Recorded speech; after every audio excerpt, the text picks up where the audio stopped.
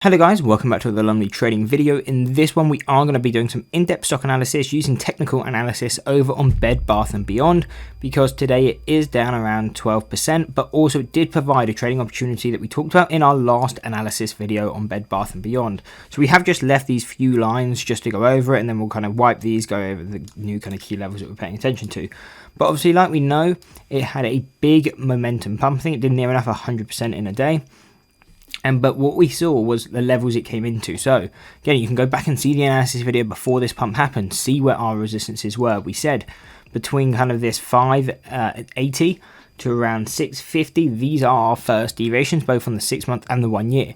So again, if we're coming into these levels, this is becoming overbought. We would expect a pullback really at a minimum, but if not an overall reversal. Again, in this case, we did get an overall reversal, but again, we don't need that to really get the key profit. So again, like you know, if you've been watching this channel before, I'm not a massive fan of trading these in outright shares, and the reason for that, unless you know you're day trading, a lot of people get left bag holding, but also, again, yes, they are very volatile. I kind of want defined risk. Obviously, if I'm taking it long, you do have that defined risk, but I'm not someone who likes to trade these kind of stocks long bias, because I think it's just a lot harder for, that if they spike, they're overvalued. So they are don't want to say they always are going to, but 99% of the time they're going to fall in price, and you kind of know that. So it's all then about, where do I short this? How can I get the timing? And on shares, again, you then got to have quite tight stops, and it's, I think, just a lot overall harder to manage. And that's why when we talked about this, and I think we even talked about it in the video,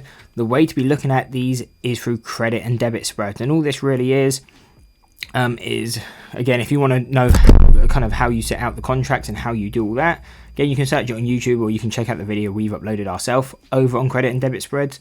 But really, all it is saying, for example, if you go and do it over here with kind of the 5 to the 550, all it would be saying is, okay, I think depends what expiry you get. So if you went out, a month, you would be saying within the next month, I expect this stock to be below $5. If it is, you make your max profit. If it closes between 5 and 550, again, you might lose a bit of money, you might make a bit of money, but you kind of know you still have a defined risk. So let's say you were, looking to make $1,000 on that trade, you depending on there, you're going to make or lose within the range of $1,000.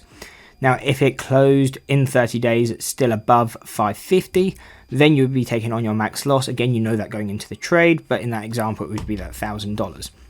So on this kind of trading strategy, yes, you are kind of limited to that 1-to-1. That's usually the ratio. It would give you about a 1-to-1 risk to reward.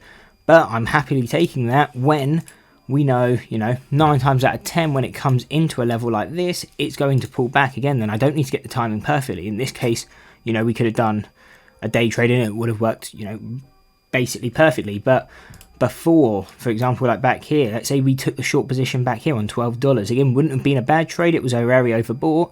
But, for about the next week, 2 weeks, it did spike high to around $30. Again, yes, on a paper kind of standpoint, yes, we probably would have been down, let's say, if again, for the same example of $1,000, yes, we'll probably be down probably $800 by here, maybe $750. But it doesn't matter, because what did it do? It started to pull back, fell down, and came below that strike. So no matter what, we still would have made our max profit on that, which in that case, again, would have been that $1,000. So that's really why I like trading them like that, because once you know that at an overbought area, you don't have to get the timing perfect. You don't have to get the entry perfect. You just kind of buy it in that broad range. It's a bit more of a swing trade. Just, always be willing to lose what you put in the trade. But I mean, with these, they're quite high probability trade ideas, and that's why I really like playing them that way. But anyway, to get into more the levels we're paying attention to, because it has now just hit our target. Again, those were our resistances. This was our overall target. Now it's down at 260. I'm not looking to touch this stock at all, because again, within this range, which is just a statistical mean, this is considered fair value. And to me, fair value, I have no technical trading edge to be trading within this area. So again, we'll redraw that, and just to kind of show you, for me personally, within that range, I don't care how low it goes, I'm not going to touch it, because to me there is no edge. To the support side, again, we don't really have any, because the deviations turn negative. So yes, you can use the deviation, so 25 cents. Obviously, you've got the 52-week low. But really, it would be the key psychological levels if you are looking to buy within that range. So, $2.50, $2, $1.50, $1, and so on.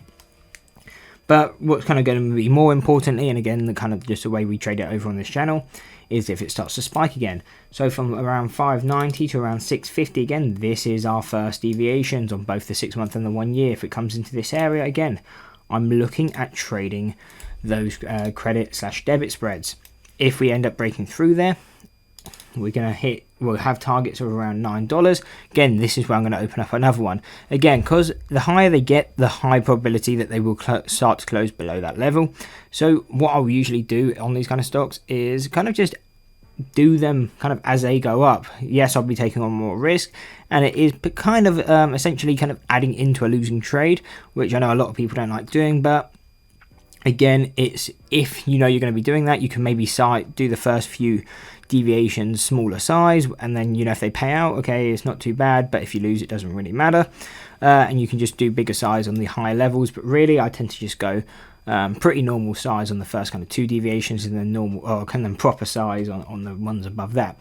So then coming into those next deviations, that would be 12.75 to around 12.25. Again, this is where I'd be opening a new debit and credit spread. This is where I'd be going more into full size, because again, we're coming up to those high deviations, a lot higher probability that we won't stay above it. Got another one then at $15, $19, and $25. So again, strategy at kind of all these levels is the same. It's just maybe the lower they are, the smaller size I want to go. Anyway, hope you enjoyed the breakdown over on Bed Bath & Beyond. If you did, why not drop a like and subscribe and check out this analysis video.